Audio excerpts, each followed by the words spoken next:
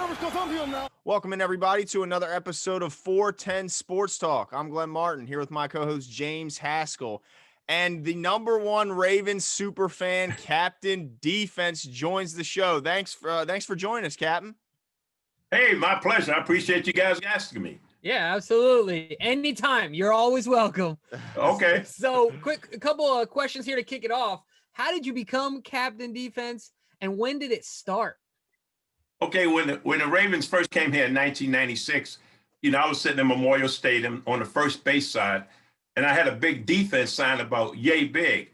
Anyway, I'm walking around my section this one particular game, and this girl, she was about 8 years old, and she asked me one of the most important questions. Hey, mister, are you like the captain of the defense or something?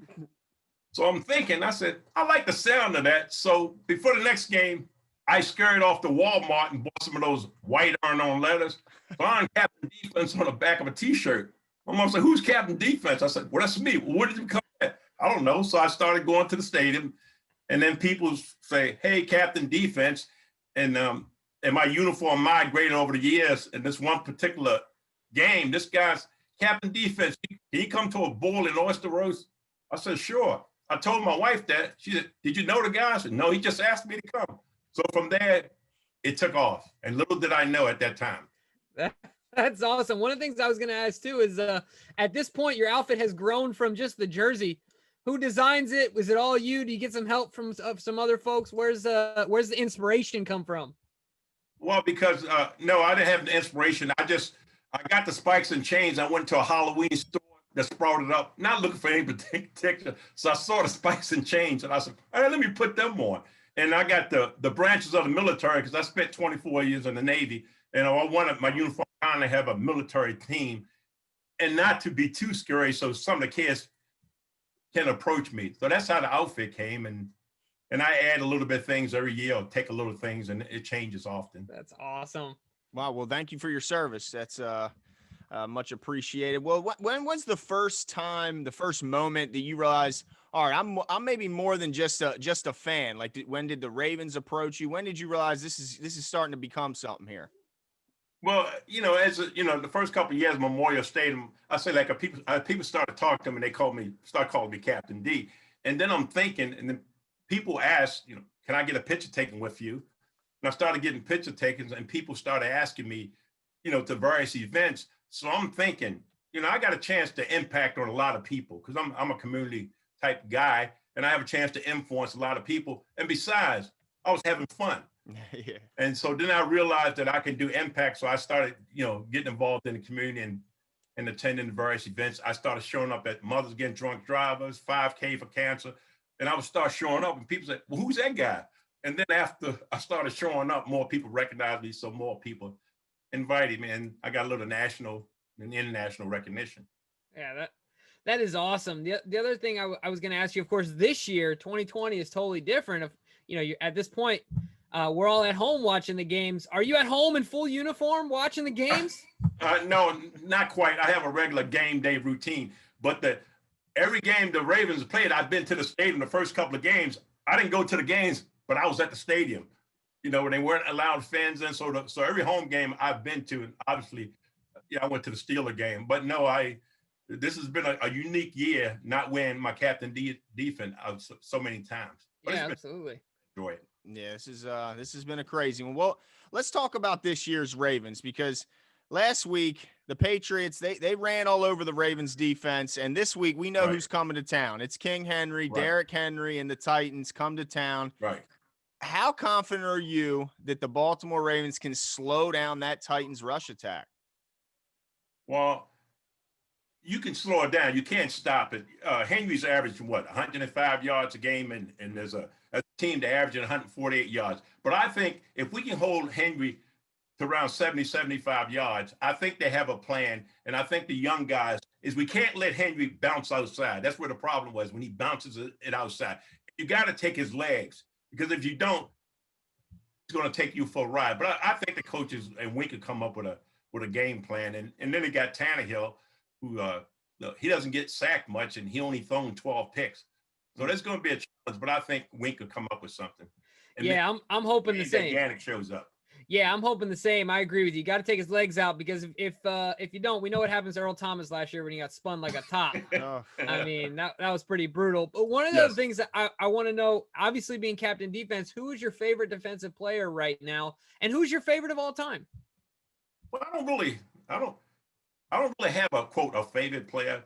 You know, I like all of them. If I was captain defense, but I liked starting out with Ray Lewis when this is a story the first time I ever saw Ray Lewis, they were at Memorial Stadium. They had a day where the fans could pick out their tickets. So I'm up front. There's this guy on the field, players were circled around. He happened to have jersey number 52 on. So this is before social media and video. So I asked him, I said, "Are you any good?" He said, "I can hold my own." Talk about an understatement. Yeah. Right. My goodness. So what do you think about one guy I want to ask you in particular? Well, two guys actually. What do you think about our young middle linebackers? Talk about Ray Lewis. Obviously, we have a bloodline, if you will, of good middle linebackers. Of course, we got Patrick Queen, we got Malik Harrison. Were you excited when they drafted them, and what's your take on them so far? Well, I think they're pretty good. I think Malik Harris is more of a thumper, and I think Queen can cover the field. Even though the Patriots got that touchdown, he was at the right spot at the right time. He just took one misstep. So that's encouraging. It's not like the guy was wide open. And plus, he can move field to field. Once he get the pass coverage down, I think he's going to be the next great linebacker for the Ravens. And I hope you're right. He likes. I think he likes to hit people, and he can kind of cover the middle, to get past the first line of defense. So I'm really happy about both of those guys. We're looking forward to them. Yeah, I think one of the unsung heroes in this year's Ravens defense is Jimmy Smith. I know he was forced to miss last week's game, Right. but I mean, talk about the veteran that we have on the back, the versatility he brings, the leadership he brings, and how important he is to this defense. Well, Jimmy Smith knows what it means to play like a Raven. He's been to the Super Bowl with the Ravens, so he knows what our attitude is. Face it, this team is about defense, and he can mentor a lot of young guys. And then we got Marcus Peters. He reminds me of Ed Reed. He's kind of the gambler. He likes to gamble, and the great ones, they get beat, but the great ones gamble. So Jimmy Smith is great. I know his career didn't go full well because he had nicks and bruises, but Jimmy Smith was a great mentor for the guys in the secondary and the safeties back there. And I'm glad we moved on for Earl Thomas, but that's another. Well, we are too. I tell you what. It's interesting that you said, you mentioned, let's face it, this team is about defense, always has been. Right. But one of the interesting dichotomies is now that we have this superstar under center in Lamar Jackson. And one of the things we wanted to get your take on is him and how he's captivated the city, the fan base, the entire league. Have you ever seen a Raven do that so fast? Does he kind of stand alone as that first real league, face of the league type player when it comes to the Ravens offense? Well, I think unlike Ray Lewis, Lamar came up in the social media era. Ray Lewis, he captivated the city, but it took him a couple of years. And then quarterback, you're the face of the franchise. And one of the things I like about Lamar Jackson is he's a very humble guy. And he's a people person. He will much rather be behind the scenes and let his front man, Mark Ingram, do the talking, and he always give people credit. But I've never seen anybody take off so fast that he goes across the whole spectrum of the fans in Baltimore, no matter, color, race, or whatever. Everybody loves Lamar Jackson. Absolutely. He is impossible. Yes. Glenn has said it before. He's the most likable superstar I think we've seen in a long time, and especially in the social media era, like you mentioned. It's just incredible. Yes, he is. Yeah, very humble guy. Well, I gotta get you, since you are captain defense, I gotta ask you, because every year it seems like the league makes changes to the game to kind of make it easier to score points. At least it seems. Yes. So does defense still win championships in today's NFL? I don't know if actually win a game, but in the AFC North, come November, you better have a running game and you better have a defense, especially when the weather gets bad. Now, if you play with Tampa, New Orleans, and Atlanta with those domes, you can get away with it. But the AFC North, you have to have a running game, and you have to be able to stop the run. Because, like I said, the inclement weather in Pittsburgh, Cleveland, AFC North in general, yes, I still think defense wins championships. Yeah, I think I'm points. Yeah, I think I'm with you there too. sometimes maybe I'm just not a proponent of change. I like things the way they are. I don't mind three yards and a pile of dust, get up and do it again. To me, that's a beautiful football, right? That's true. That's a good way of looking at it. Yeah, absolutely. So the other thing we want to talk about is this year moving forward, we're 9 games in at this point, 6-3. It definitely has a different feeling this year than last year. Yes. But I'm sure that you still have faith in the Ravens as we do as well. What do they need to do to get back on track? Well, I was watching it's funny. I was watching the New England game, and I was trying to figure out what we trying to do. You know what I mean? I was trying to find out, are we going to pound it, or what actually are we trying to do? And I think we kind of, it's almost like we need to prove that Lamar Jackson can be a pocket passer. Well, no, he can be a pocket passer, but I'm watching Kyler Murray in a game. I'm like, Kyler Murray's running when he has to, but I think we kind of got away from Lamar running the ball. He doesn't have to gain 50, 60 and be leading rusher, but he still have to remember what got us there, because there was a couple of games you saw the field was open for like 20 yards. He could have made, but we need to get back to what we did last year. Don't let Lamar run as much, but we have to have that mindset that we're going to go in the game and we're going to dare people to stop the run. Prove to us that you can stop the run. And if you got to run it 6 times in a row, we'll continue to run it until you prove they stop. So we need to get back to that formula. And Lamar Jackson can roll out and he can run every now and then, or hit Andrews or Snead in the slot or whatever. But we kind of need to get to that like we were last year. But Lamar don't run as much, I think. Yeah. No, I mean, it's kind of puzzling this year, because I kind of wanted to go back a little bit, Jimmy, to this first part of your question. Last year they were 6-2 through 8. This year they were 6-2 through 8. Did it feel much different through 8? Now, in hindsight, it kind of feels like it did, because they went on that insane stretch where they won all those games. But at the point through 8 games when they were 6-2, did it feel much different than it did this year? Well, of course it did, because I went into every game. Let's see if these guys can stop that run, and then Lamar's going to throw the ball. It's completely different. The Kansas City game, first drive, we move it right down the field.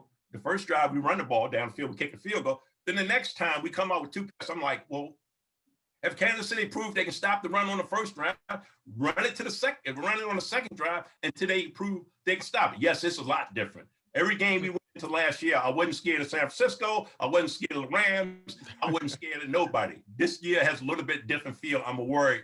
Look, I was worried about Cincinnati being a trap game, but we took care of that.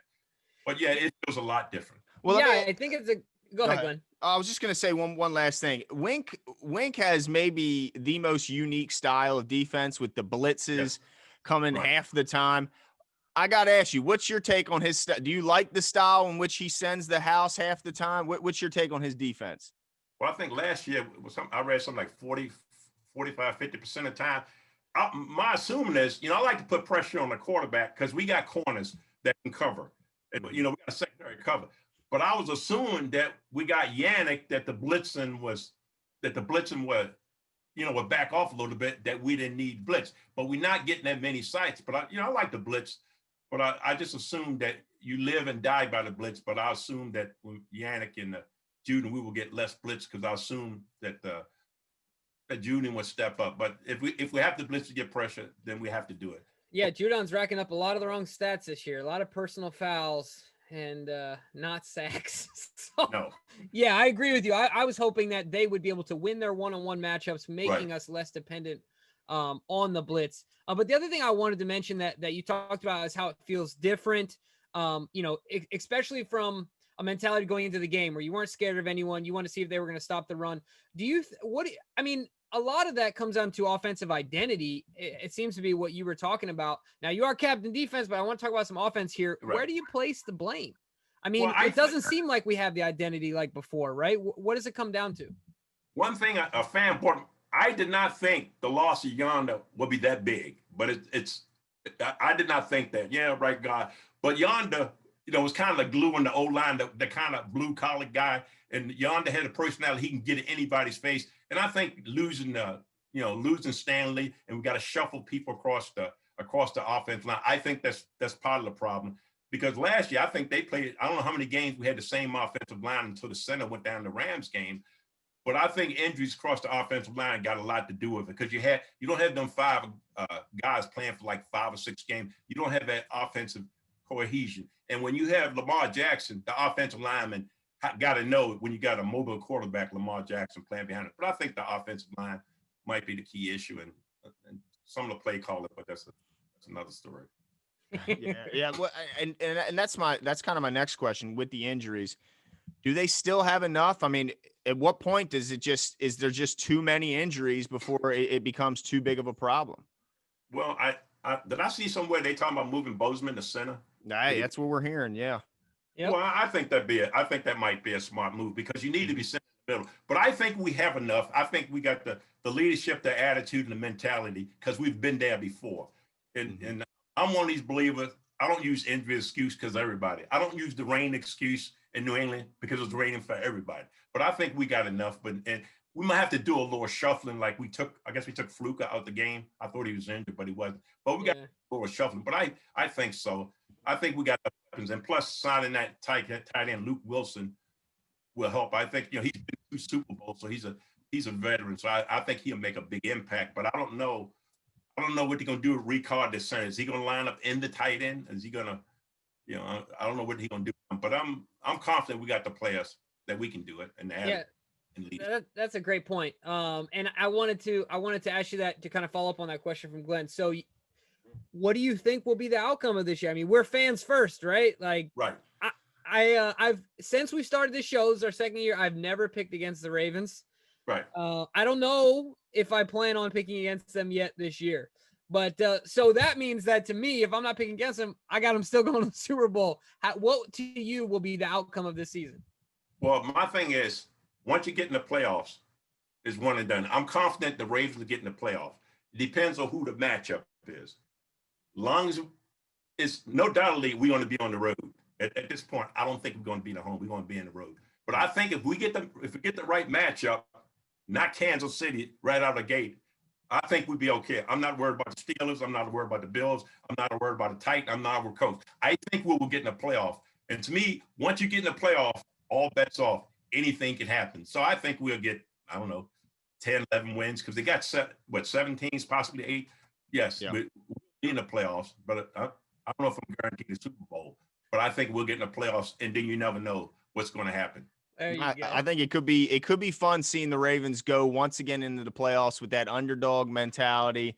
Yes. Much different from last season going in as the Kings of the AFC. Well, Captain Dee-Fense, we thank you so much for coming on to the show. We really appreciate it. Why don't you let the fans know where they can find you and what you're working on? Okay. This is my kids' book. It's for first graders and pre, so everybody love Captain Dee-Fense. You can get it at my charity. It's caringcommunity.org, and there's a tab in the right-hand corner under Captain Dee-Fense. It costs $15, which includes shipping and handling, and most of it goes to charity. So that's what I'm working on. And I'm excited, and it's a pleasure for you guys to have me on. Yeah, absolutely. Can you repeat that one more time? Is it caringcommunity.org? Yes, caringcommunities.org. Okay, perfect. Yeah, and we'll be sure to put that link in the description below. That way, all those that are watching it can make sure to go there. One more thing. Thanks for all the fans who voted for me in all the contests I entered, because I wouldn't be who I am without the great Ravens fans, and they've always supported me, and I really appreciate that. Players come and go, but the fans are the constant, and I want to thank you much. I really appreciate it. Absolutely. Well, thank you again for coming on. Have a great evening. Okay, see you guys later. I'm out. Thanks, Captain Dee-Fense. See you. Okay.